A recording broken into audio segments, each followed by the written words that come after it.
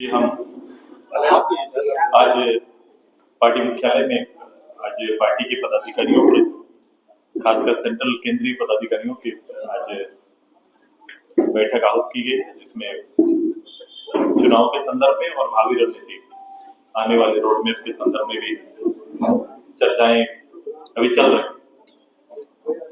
हम सभी लोगों ने अलग अलग रूप से पार्टी के सभी इकाइयों के साथ अलग अलग बैठक करके उनका फीडबैक सिलेक्शन को लेकर या फिर आने वाले समय को लेकर पार्टी के लिए फीडबैक उनसे हम लेने का काम चल रहा है पार्टी के अंदर। पहले हम लोग ने संसदीय बोर्ड का, प्रत्याशियों का और फिर वरीय पदाधिकारियों का, फिर हम नीचे भी जाएंगे। नीचे के जिस क्षेत्रों में हम लोग चुनाव लड़े वहां के नीचे के पदाधिकारियों का भी फीडबैक आना जरूरी है, क्योंकि उससे क्या होता है कि फर्दर प्लान बनाने में बहुत आसानी होती है। हमने तय किया है, पिछले बार भी मैंने कहा था कि हमने तय किया है कि ये कुछ महीना सरकार के लिए और सरकार को नीति बनाने का, सरकार को इस राज्य के परिप्रेक्ष्य में लिए हुए 5-6 जो उनके हिडन एजेंडा जिनको वो कहते आए, उनके लिए थोड़ा समय हम लोग निश्चित रूप से देंगे। लेकिन ये निश्चित है कि हम राज्य और राज्य के लोगों के हित में हम हर समय खड़े रहेंगे। ये निश्चित है कि विधानसभा के अंदर और विधानसभा का समय, जितना समय विधानसभा का इस राज्य के परिप्रेक्ष्य में चर्चाओं पर होना चाहिए, मैं लगातार 20-25 साल से प्रत्यक्ष रूप से इसको मैं देख भी रहा हूं। हमेशा सरकारी पक्ष हावी रहता है और कभी भी हेल्दी जो एक डिस्कशन का मंच बनना चाहिए वो हो नहीं पाता है। कभी कभी कार्यमंत्रणा समिति के विषयों को भी अपने अनुरूप बहुत है, चूंकि हर जगह के लिए बहुमत चाहिए, तो ये बन नहीं पाता है। तो हम इसके ऊपर भी हम काफी मंथन करेंगे, हम प्लान करेंगे और मेरा पूरा और मेरी पार्टी का अभी फर्दर प्लान जो भी आगे का प्लान हमारा बन रहा है, उसमें हम पब्लिक के बीच में खड़ा होकर वो सारे इश्यूज, जिस इश्यूज के साथ लोगों को गोलबंद करने या में सफल हुई जो सरकार, जो गठबंधन की सरकार है, गठबंधन की सरकार के दलीय नीतियों को और नियत को हम जानते हैं। बावजूद इसके मैंने कहा कि वोट का ध्रुवीकरण, जातीय ध्रुवीकरण, ये कहीं ना कहीं वोट को प्रभाव किया है। डेवलपमेंट का विषय पीछे छूट गया, राज्य के विकास, राज्य की तरक्की कहीं ना कहीं पीछे छूट गया है। नौजवानों के साथ भी इसी तरह का एक वातावरण राज्य के अंदर आया और वो वातावरण कहीं ना कहीं उनके भविष्य को और भविष्य के साथ खिलवाड़ करने का काम किया। ये अभी तुरंत से इसको आप नहीं माप सकते हैं, लेकिन आने वाले समय, जैसे जैसे समय बीतेगा, आप देखेंगे कि घोर निराशा के दौर से जो राज्य गुजर रहा था, यहाँ के युवा गुजर रहे थे, वो आगे ये बढ़ेगा।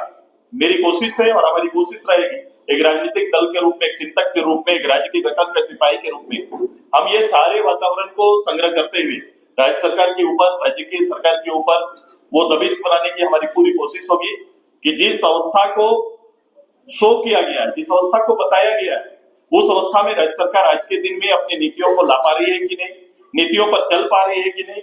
एक बेहतर प्रहरी के रूप में हम हमेशा पब्लिक के बीच में हमारी पार्टी खड़ी रहेगी। उसी संदर्भ में आज हमारी चर्चाएं चल रही है। ये चर्चा का दौर 2-3 क्रम पर चलेगा। मैं इसके बाद आज जिला तक का है, जिला के बाद मैं ब्लॉक में भी जाऊंगा और मेरा दौर और आगे ऐसा रहेगा कि बड़ा सहज बन के राज्य के लोगों को, समुदायों के बीच में हम जाने का मेरा कार्यक्रम है कि हम आएंगे। मैं अपना आने वाला कार्यक्रम भी आपको बताएंगे कि किस रूप से मैं पूरे प्रत्यक्ष रूप से पूरे झारखंड के 2400 जिला के अंदर जो राज्य के बहुमत और बहुमत देने वाले आप लोगों के बीच में हम जाएंगे, बैठेंगे, उनसे चर्चाएं करेंगे। ये प्रथम हमारा कार्यक्रम में भी सामने आएगा। हम पार्टी की ओर से, चूंकि एक दलीय दायित्व के रूप में ये कार्यक्रम हमारा अभी चल रहा है, शेष राज्य के घटना, जैसे जैसे राज्य और देश की घटनाओं के साथ एक दलीय प्रतिक्रिया और उसके पीछे लोगों की भावनाओं के साथ खड़ा होने का निश्चय हमारा है और हम रहेंगे उसके साथ। और ये कोई बड़ा विषय नहीं है, खाली करना सरकार का निर्णय है और पदेना ये दायित्व हमें या फिर रहने का दायित्व विधायक के हैसियत से था और वो हैसियत नहीं रहेंगे तो उसको छोड़ना पड़ता है। पहले भी आप विधायक नहीं थे, सामने हाँ, उस समय सरकार ने कंडीशन लगा के उसका एक रास्ता निकल के रहने के लिए अधिकृत किए थे, तो था। अभी सरकार को है कि वो हमारा मंत्रिमंडल, मैंने देखा मंत्रिमंडल या मुख्यमंत्री परिषद का हिस्सा हो सकता है। तो इस बार सरकार कोई रास्ता नहीं खोज रही है, कट टू कट बात कर रही है। मेरे लिए ये कोई विषय नहीं है, मेरे लिए वो छत विषय नहीं है। ओबीसी वोटों का जो खासकर कहें कि आप लोग जिस जाति की नहीं कहेंगे, मतलब जहाँ प्रभुत्व है आप तो कोई जाति है, वो भटकी, इसके कारण एनडीए का बड़ा नुकसान हुआ। ये मानते हैं आप कि जो कभी कभी इसका सही आकलन हो नहीं पाता है, वो बिखराव सभी में हुआ है। मैंने कहा कुछ समुदाय विशेष का ध्रुवीकरण हुआ है और कुछ में बिखराव आया है।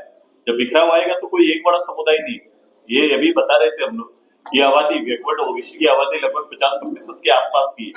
तो ये कहीं ना कहीं वो उसमें अलग अलग जगह पर अलग अलग निर्णय, अलग अलग समुदाय अलग अलग क्षेत्र में अलग अलग रूप से अपनी राय देते हैं। संगठित रूप से इस प्रदेश के अंदर में जिस रूप से रहना चाहिए, जिस रूप से संगठन को एकत्रित करना चाहिए, बहुत लोग इसमें मेहनत कर रहे हैं, बहुत लोग काम कर रहे हैं। ये कोशिश जरूर रहेगी हर वर्ग ध्रुवीकरण का हिस्सा बने, ताकि कोई बिखराव ना हो और एक अच्छा उन पक्ष में, ओबीसी के पक्ष में, उनके हक के पक्ष में अच्छा निर्णय। ये आदिवासी वोटों से अधिकांश सीटों पर आपको मौजूद नहीं मिल पाया जहाँ आदिवासी लोग नहीं, ऐसा अभी कुछ समय से इसको आप देख सकते हैं, कुछ समय से देख सकते हैं। हमारे सहयोगी दल, क्योंकि पार्लियामेंट हम उधर लड़े नहीं, तो पार्लियामेंट में भी इसकी झलकियां आपको मिली होंगी और असेंबली में भी कहीं ना कहीं जो 28 रिजर्व सीट है वहां वो संख्या जरूर कम आई, हम उस पर मंथन करेंगे। सुरेश जी, आप कह रहे हैं हम सड़कें सुनी नहीं होने देंगे ताकि सत्ता काबू में रहे, ठीक से चले। सत्ता कह रही है हम तो खुद विपक्ष में हैं। ये लोग PIL गैंग 75% रिजर्वेशन झारखंडियों का खत्म करा दिए निजी क्षेत्र में, मेरा पैसा 1,36,000 करोड़ रुपया नहीं दे रहे हैं। बोले इसकी लड़ाई सुरेश जी को लड़नी चाहिए। मैं निश्चित रूप से मैं रिजर्वेशन के पक्ष में हूँ, मैं सारना कोड के पक्ष में भी हूँ, मैं राज्य का कोई अंश केंद्र के हिस्से में है तो उसके पक्ष में भी मैं खड़ा हूँ, लेकिन इस सब पक्ष में ईमानदारी दिखनी चाहिए राजनीति में, क्योंकि ये सारे पक्षों पे उनकी राजनीति दिखती है, अंततः राजनीति झलकती है। मैंने कहा कि अगर जातीय जनगणना करने का विषय है, जातीय जनगणना करने का सब्जेक्ट अगर था जिसकी बात उसके केंद्रीय नेता आकर यहाँ पर सभाओं में दोहरा कर जाते हैं, तो निश्चित रूप से उनको कहना चाहिए था कि अपने राज्य को आदेश देना चाहिए था, क्योंकि प्रत्यक्ष रूप से 5 साल पूरा ये उन्हीं की सरकार रही, इंडिया गठबंधन की सरकार रही, लेकिन इसको लेकर कभी भी आगे नहीं बढ़े। केवल एक बयान और एक कमेटी तक ही ये रह गई, आज तक ये आगे नहीं बढ़ पाया। अभी भी पहला निर्णय वही आना चाहिए कि आप जातीय जनगणना प्रदेश के अंदर में कराइए, हम आपके साथ हैं। आपने विधानसभा के अंदर एक सदस्य के रूप में, मेरी पार्टी के नेता के रूप में भी आपने मुझे देखा था कि जब राज्य के इन तीनों एजेंडे पर, राज्य के हित के एजेंडे जब आते हैं तो सुदेश तो पक्ष और विपक्ष नहीं देखता, सीधे खड़ा होकर उन विषयों को समर्थन देने का काम करता है। यही ईमानदारी उनको भी दिखानी चाहिए। आज जिन फंड की बात कर रहे हैं, फंड को थोड़ा क्लियर करना होगा, जो भारत सरकार से मांगने का, मैं पहले भी कहा 5 साल तक ये मुख्यमंत्री के रूप में प्रधानमंत्री से इस इशू के साथ, नीति आयोग के साथ इस इशू के साथ, खुद मुख्यमंत्री को फ्रंट में आना, वित्त सचिव के साथ, चीफ सेक्रेटरी के साथ जाके कमेटी बात करे पहले कि किन किन हिस्सों में कहां वो छूट जा रहे हैं। अखबार से ये इसका समाधान नहीं निकलेगा, बैठकों से समाधान निकलेगा, और राजहित का अगर कोई पैसा सेंट्रल में है तो उसको मांग के लेके आए। वो तो अभी इस राज्य की भावना, महिला को सम्मान देने का जो तरीका अपनाया गया है, इससे महिलाएं काफी प्रभावित है और ये योजना चलनी चाहिए, ये योजना लगातार चलनी चाहिए। उनका किया हुआ प्रॉमिस, किसानों को किया हुआ प्रॉमिस कि 3200 रुपया में धान उठाव होगा, अभी सभी केंद्रों का उद्घाटन माननीय लोग कर रहे हैं। ये सुनिश्चित करें कि वहां 3200 से किसानों को धान का रेट मिलना चाहिए, ये सुनिश्चित होना चाहिए उनको, नहीं तो फिर वो हकमारी होगा, क्योंकि ये शब्द सरकार का है, ये किसानों का हकमारी ना हो जाए, ये सुनिश्चित करने का काम करे। दूसरा, आपने जो कहा है अभी, मैया योजना भी हकमारी ना हो जाए महिलाओं का, ये हम लोग देखने का काम करेंगे। उनको 2500 रुपया तुरंत से, इसी दिसंबर से उनको लागू होना चाहिए। 2500 सरकार दे, हम इस योजना में सरकार के साथ खड़े कि वो तुरंत से इसको लागू करना चाहिए। मैंने पहले भी कहा था कि सरकार इसके बहाना निकालेगी। मैं एक शक को आज कहां शुरू कर रहा हूं, एक प्रश्न खड़ा कर रहा हूं जो शायद सरकार इस बहाने से बाहर निकलने की कोशिश करेगी कि सबसे पहले मैंने कहा था कि योजना को लेकर कोई बजट नहीं। आप इस बात को स्पष्ट मानते हैं कि इसको लेकर कोई सरकार ने पिछले 23-24 में कोई बजट नहीं रखा था। दूसरा, इस योजना को किनको दिया जाएगा, ये प्रावधान क्या होगा, उसका नियम क्या होगा, सरकार ने नहीं बनाए थे। इसीलिए तो सरकार बाद में नियम बना रही है। पहले पैसा भेजे हैं, फिर सरकार नियम बनाती है, फिर अभी कह रही है कि इनको मिल सकता है, इनको नहीं मिल सकता है। अगर ये नियत, तो फिर इस नियत को क्या कहा जाए? वोट को प्रभावित करने वाला दिया हुआ, ये उनका एक कार्यक्रम था, वोट के लिए कार्यक्रम था, क्योंकि उस समय सभी के खाते में चले गए। सरकार ऐसे कैसे कर सकती है? बिना नियम बनाए हुए लोगों के खाते में पैसा कैसे भेज दी? अगर सरकार के संज्ञान में ये नहीं था, तो अगर किसी ने गुस्ताखी की है तो उसके खिलाफ में सरकार क्या कार्रवाई करने जा रही है क्या?